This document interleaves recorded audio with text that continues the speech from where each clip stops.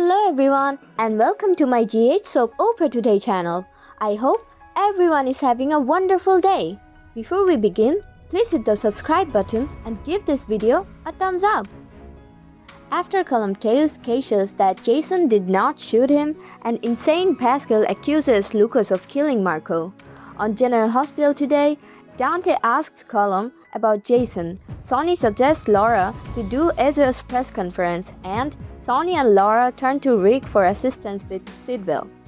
Laura visits Sonny's, apologizes for Jason's situation, but she has another problem. Although she doesn't think Jason shot Colum, she claims Ezra is advising her to publicly chastise him and cut ties with him and Sonny because Sidwell believes Jason killed Marco on his behalf. Sonny claims he didn't have Marco killed, but Ezra is correct, and she ought to act in this way to protect herself from Sidwell. What about him? Laura wonders. Without Jason, won't he be more exposed? Laura says she's going to ask Robert for assistance, and Sonny says he's trying to get Jason home. Then Sonny requests a favor from Laura.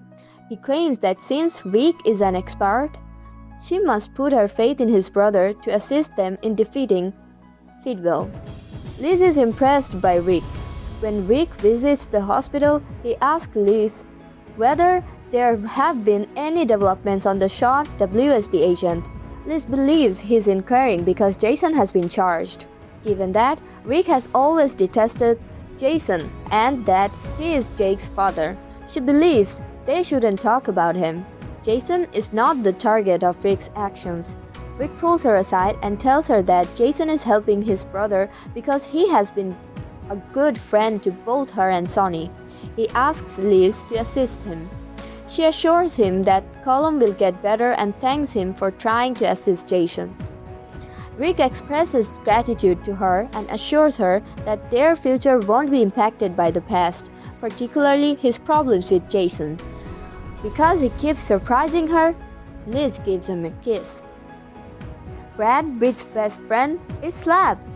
When Brad arrives at Britt's workplace, he gives her a hug and assures her that Jason's departure is a good thing. Britt slaps him across the face after he says she's much better off without him.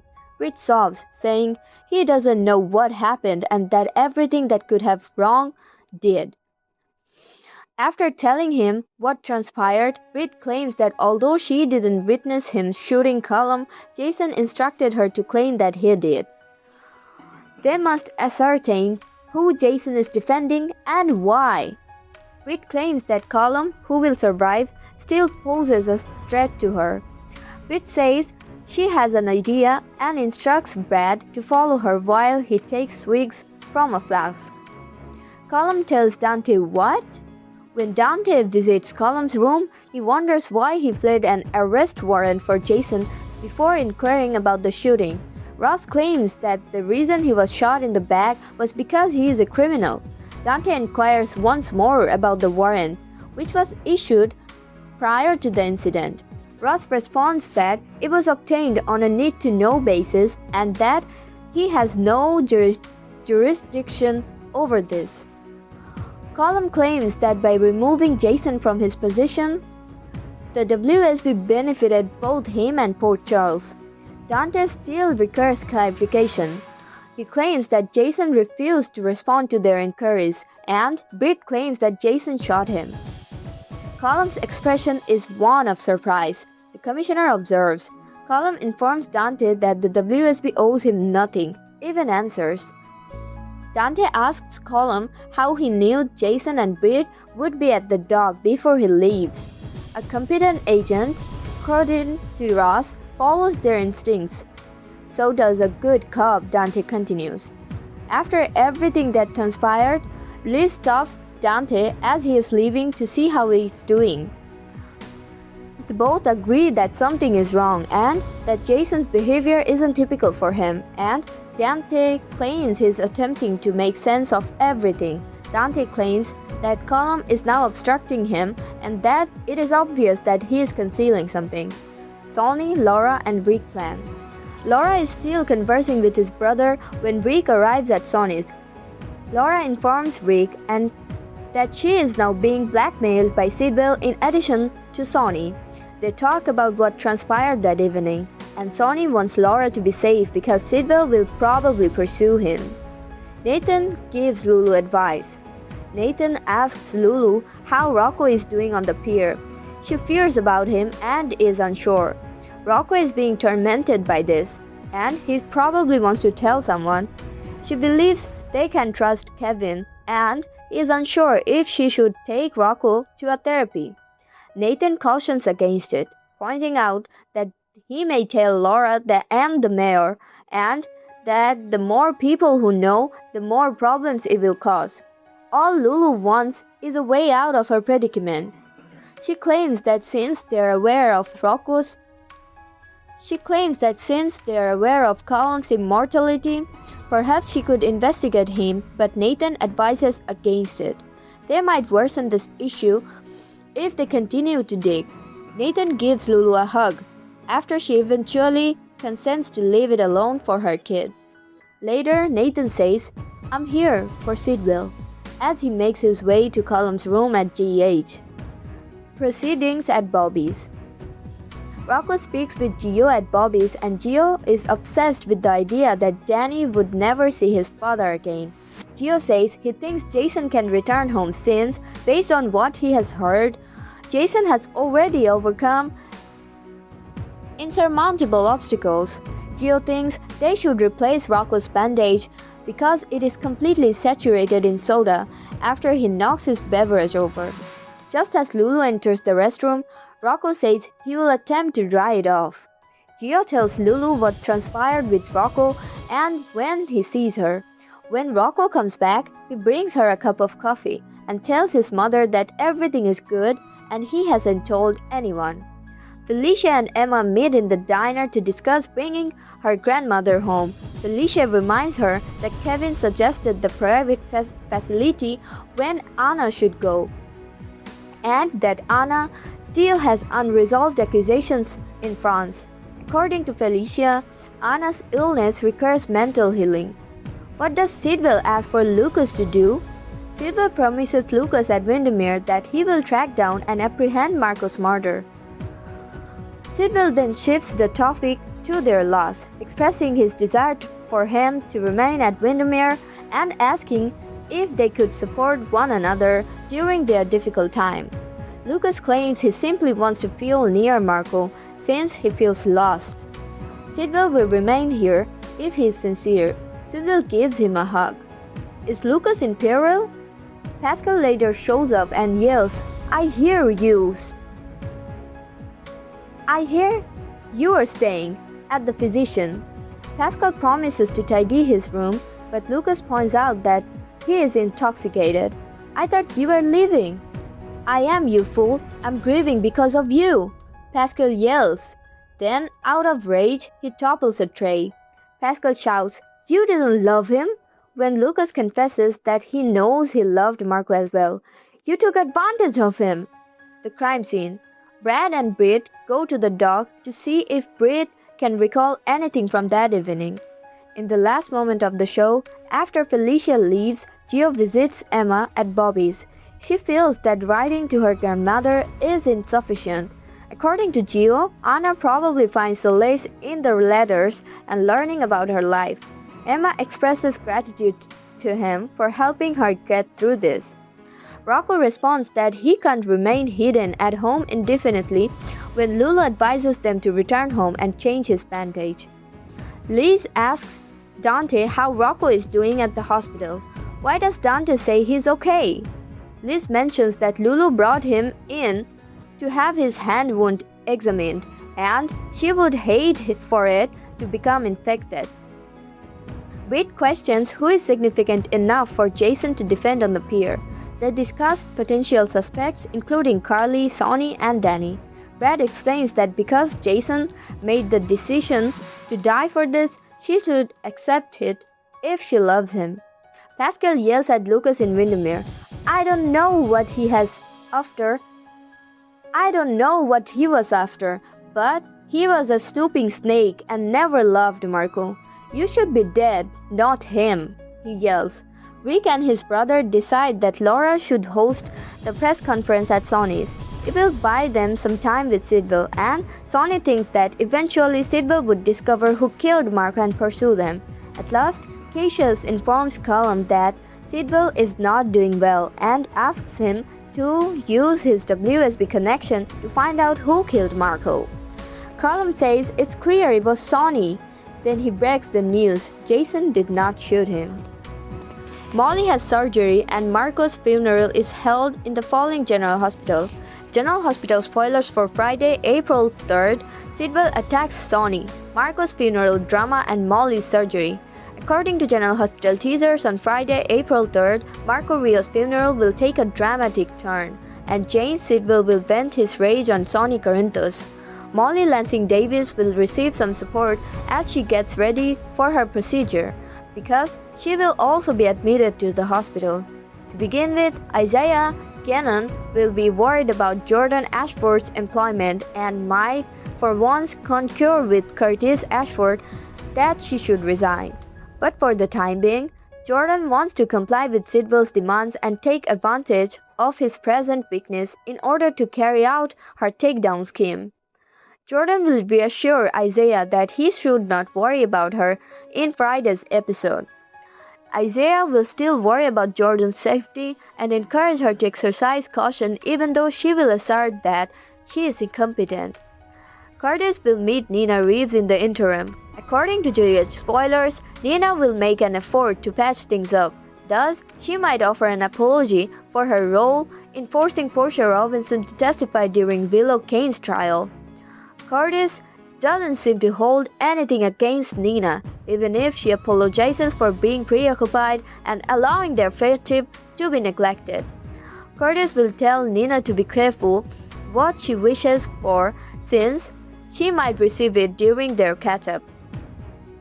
That seems to be what Curtis will tell Nina when she confides in him on Friday's show. Molly will be admitted to the hospital prior to her operation, which, if everything goes according to plan, will alleviate some of her endometriosis problems. Molly will receive assistance from Christina Corinthos Davis when she visits her room at GH. Christina might also tell Molly about her attempts to keep Michael Corinthos and Jacinda Bracken out of trouble. Will Molly recognize that Christina's feelings for Jacinda go beyond friendship and confront her? In any case, Molly will bring up an issue during Christina's visit, so we'll see what these sisters end up talking about. On Friday's episode, Alexis Davis will make a confession. Given what transpired with Sam McCall, may Alexis acknowledge that she is a little anxious about Molly's surgery? Sam was only in the hospital for the liver transplant procedure to aid Lulu Spencer, but she ultimately died as a result of Cyrus Renault. Alexis might have to rely on someone while she waits because Molly's procedure may bring up some painful memories. Once Molly's surgery begins, Cody Bell might have some anxieties of his own, so perhaps he could become closer to Alexis. He will press Laura Collins to acknowledge that she is happy she followed Ezra Boyle's advice. Laura may own that she detested every second of her press appearance, denouncing Sonia and Jason Morgan, but this will undoubtedly occur. Even so, Ezra will see Laura's separation from Sidwell's adversaries as positive news. Sonny, on the other hand, will dress up nicely and prepare to attend Marco's burial. Sonny might caution that if they don't try to reduce tensions now, it will lead to open warfare. Notwithstanding Rick Lansing's concern, and this is a bad idea.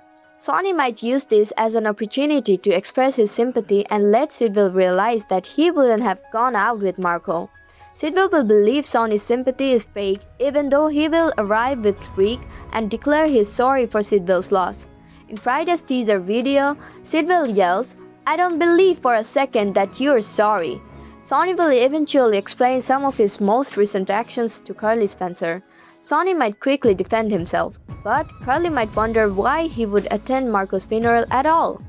According to General Hospital spoilers, Sonny and Sidwell's confrontation will cause a stir before Marco is buried, so keep an eye out. What took place with Nathan While he was in General Hospital, his real destiny unveiled. Only a few months after his sister Britt's resurrection, Nathan seems to have come back to life on General Hospital in September 2025. However, viewers discovered on the March 31, 2026 episode that Ryan Pavey was actually Keisha's Faison, the role he had been portraying since his return to the soap opera. Fans had a lot of questions about after this unexpected turn of events. What is the relationship between Nathan and Cassius? Is he someone who has plastic surgery to look like the deceased police officer, or is he a long-lost twin? What does this signify for the real Nathan West, given that Britt is actually still alive? A hero throughout. In December 2013, Pavey joined the GH cast as Nathan West. He stayed with the soap opera until the courageous police detectives ultimately died in January 2018. Maxie was right to worry about their safety when they learned that Nathan's biological father was the infamous supervillain Cesar Faison. Nathan attempted to save his wife in the Metro Court after discovering Faison holding a pregnant Maxie at gunpoint. It wasn't until he had fired the trigger that Faison realized the person he had shot in the chest was his own son. Nathan was hurried to GH for emergency surgery, and while he recovered, his loved ones paid him visits.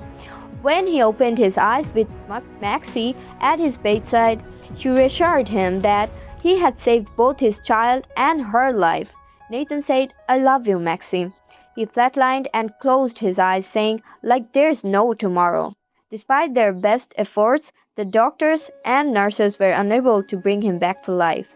Maxie stood beside Nathan's grave during the decorated corpse burial and requested her late sister Georgie to look after him.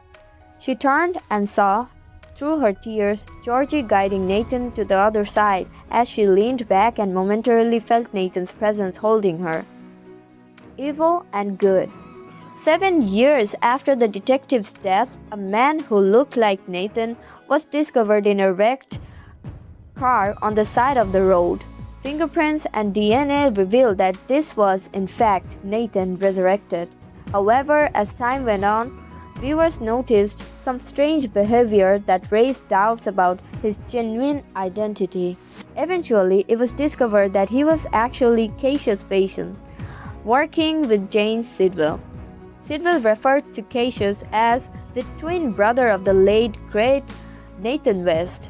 In the April 1st episode and the previously identified sibling affirmed Nathan's terrible destiny when he boasted, "Nathan died the night he was shot, but I have convinced everyone otherwise." Cassius's goal was to take over his twin's life and integrate himself into the PCPD in order to support Sidwell's evil schemes. So Cassius seems to be the complete opposite of the honorable Nathan. Cassius boasted to Sidwell, "If Maxie had been here to greet me, I might never had the chance to cement my identity to everyone in Port Charles." She and Nathan knew each other well. But Sidwell's use of poison face cream to temporarily remove Nathan's ex-wife from the picture worked to his advantage. The imposter went on, "Maxie's coma brought me the time I needed. She had no reason to doubt me because I had my brother's life down pat by the same time she returned." The plot is obviously far from home, even though this turn of events tragically indicates that Nathan West is actually dead and gone. Who will be the first to see the past Nathan's facade and learn the truth? Finn Kerr is the March 2026 General Hospital Performer of the Month. This month, Finn Kerr was immediately thrust into GH's most important plot. Column's gunshot and Marco's murder quickly became General Hospital's most compelling plot at the time, featuring a number of individuals in a convoluted tale that all traces back to Faison's last endeavor. However, The youngest participant took home the title of Soap Hub's Performer of the Month. Important lessons. Sidwell's hitherto unseen side was revealed by Carlo Roda. Before his departure from GH, Steve Burton had action-packed final episodes. After Rocco's short column, Finn Kerr added trauma to the drama. Performer of the Month for March 2026. The candidates. Nobody in Port Charles was more shocked by Marco's untimely murder than his father, Sidwell. Despite being the worst villain in the community, he had always been a devoted and encouraging father to Marco. As a result, Rhoda showed viewers a side of Sidwell we had never seen before by bringing a mix of sadness and retaliation to the table when Marco was slain. Even though Steve Burton's departure is only temporary, the crowd was affected by his final moments. Jason went out with a bang after engaging in combat with Cullum and pretending to be a sniper on the roof. However, his last moments in Port Charles is tearful. He had his tearful eyes as he said Danny farewell and told Britt he loved her will be remembered by both viewers and directors. The best location. Finn Kerr, one of the GH's youngest members, takes first place this month. The teenage actor was thrust into the center of the soap opera's most important plot when Rocco used his mixed Spencer and Corinthus genes to save Jason by shooting Cullum. Kerr depicted a generally good-natured adolescent who made a mistake for the right reason and now has to deal with it. Kerr was named Soap Hub's Performer of the Month after Rocco suppressed his actions between shaking and tears only to devastatingly tell his mother the truth. Josh Swickard of General Hospital behaves like a model. One of the good guys is Josh Swickard. On February 21, 2018, Josh Swickard became a member of the General Hospital cast as Detective Harrison Chase. Swickard has given devastatingly performances during the past 80 years, such as when Chase's wish to become a parent was disclosed when his new character father passed away. Recently, Chase infuriated critics by unquestionably defending Willow at her trial for a crime she was convicted of. There is no denying that Swickard is a crucial part of the GH cast. Important lessons. Josh Swickard has a varied acting career in TV shows and vacation films, and he is the star of GH. Swickard dropped out of college to model for prestigious companies like Guess and Man's Fitness. He and his wife Lauren have 2 kids and a third on the way. They have a true love story. Swickard's childhood. On July 4th, Swickard was born in Quincy, Illinois. His mother, Gina, was a vocal instructor and his father, Bob, was a pastor. The actor has 3 sisters. Swickard relocated to Chicago to attend college and study accounting after high school. Model conduct. He made the audacious decision to leave college after 2 years in order to pursue a full-time modeling career. Bookings for well-known companies and magazines such as Men's Health, Sports Illustrated, Guest Jockey, Finish Line, Kohl's, Nordstrom, and more soon followed this decision. Cycle of Spin. Swickard owns a Harley Davidson and enjoys riding motorcycles. Prior to joining GH, the actor taught SoulCycle. As he continued to try out for parts, the money helped cover his expenses. Thanks for watching. If you like this video, please don't forget to subscribe to my channel without missing any update.